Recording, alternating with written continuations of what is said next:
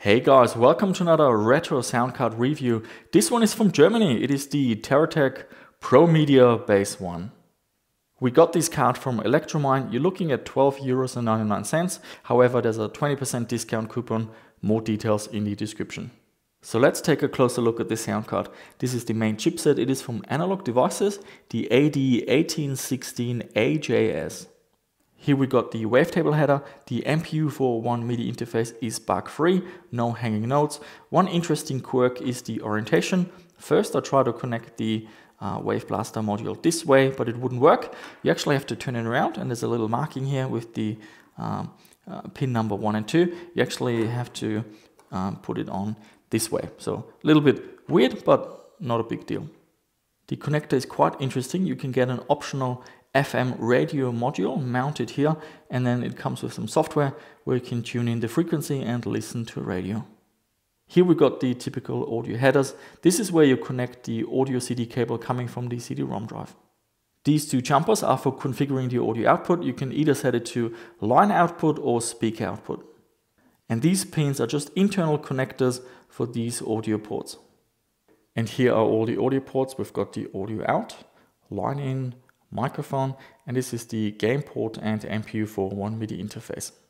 One aspect I really like about this sound card is that it's extremely well documented. Firstly, we've got some jumper settings and instructions on the back of the card, but if you go to the TERRATEC website, they still have all the drivers and all the user manuals and instructions ready for download. Time to find out what the sound card can do. We're going to listen to the FM chip first. I'm not going to give you my opinion just yet. Let's listen to a few games and then we have a little chat.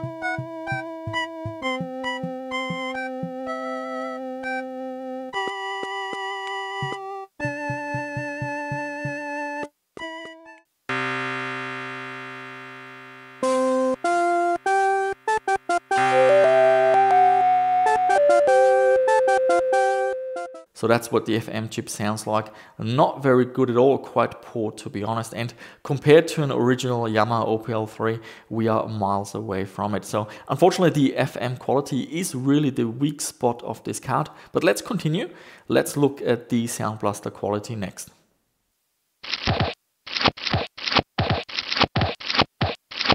I'm thirsty.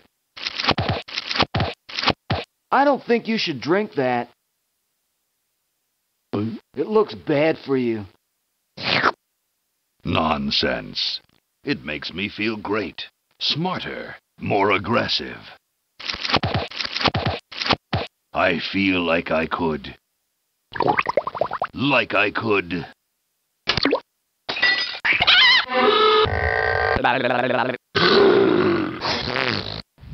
Like I could.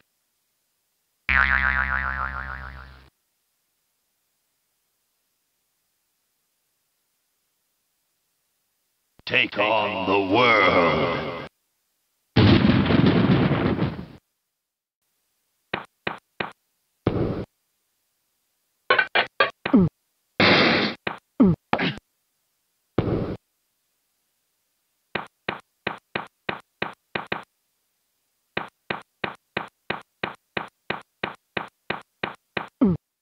So the Sound Blaster quality sounds a lot better.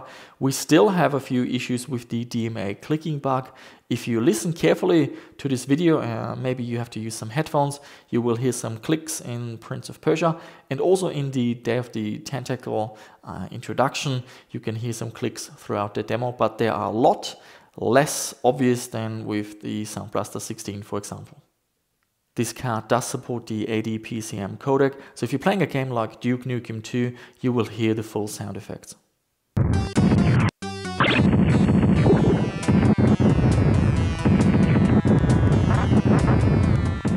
The sound card also supports a 3D effect or stereo expansion technology, and we have a demonstration here with the 3D effect turned off and to the maximum amount.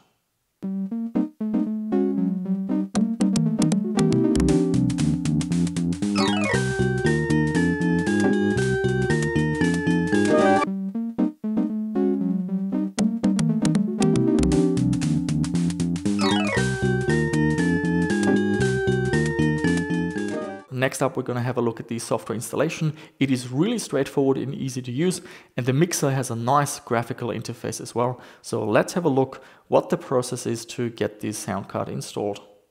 So let's have a look at the driver installation. The system we're using today is a Pentium 100, but I've disabled the internal cache. The level 2 cache is still turned on, and we're running extended memory.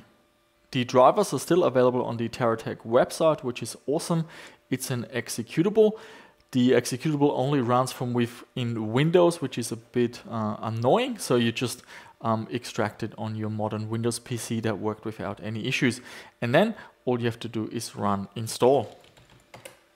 So we get asked what language we want, and then we just say continue here. It tells us if we're running Windows 3.1, we should be running setup instead of install. So we continue. It asks us for an installation directory. We're going to go with the default. And then this is really straightforward. Here we're entering all the resources. And the only thing I'm going to change is the interrupt number 4. I prefer to go with interrupt 7. This is just more compatible with DOS. And that's really it. We're going to press 0 to install. Press yes. Update. I think we just have to press yes here and yes one more time. The hard drive activity LED is now flashing, so it's copying a few files. And now all we need to do is restart our machine. And here we can see the driver with all the resources. It makes a nice little table here. So we got the Sound Blaster at 220, interrupt 7, DMA1, and we also have a working joystick port and a MIDI interface. We're just going to have a quick look at the mixer. We actually have two. One uses command lines. The other one is with a graphical user interface, which we're going to use. So mix 1816G, and press enter, and we have a really nice interface. So let's have a look. This is the master volume, and I'm going to show you how to tweak it so we have a really low noise. So usually I'll leave that one notch below the maximum. This is for wave, basically Sound Blaster, same thing. OPL, this is for FM. I'm just going to put it at 1. MPU, this is for the wavetable. If you put a wavetable board, if you don't, you can just mute that and you will get slightly less noise. CD, that's the CD audio cable connected from the CD-ROM onto the sound card. Again, if you don't use that, make sure you mute that so you don't get any extra noise. And then we've got a 3D effects, 3D effect basically, or stereo expansion. I usually turn that just off, but we might have a listen at that, a little comparison. And here we've got some inputs. Basically, we mute everything, the line in, the microphone, and there's another input for the radio module. We're going to mute that as well. And when you're done, just press File, Save Settings, and then File, Exit, and we are done.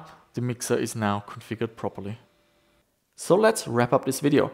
This retro sound card from Germany has a lot of positives, but it's got one big flaw, and that is the FM chip. So this is likely a sound card I would recommend to use in combination with a wavetable header or an external MIDI device. The sound card is also very quiet. I really like the Sound Blaster quality, and although it suffers a little bit from the DMA clicking bug, it's very subtle and not as bad as with the Sound Blaster 16. The MPU401 MIDI interface is also bug-free, so it's a great host for wavetable modules and external MIDI devices. The software is easy to use, and the mixer with the graphical user interface is also very nice. So all in all, this is a bit of a mixed bag, and with a proper FM chip, this sound card would have been really awesome, but we have to consider the price. €12.99 is very cheap.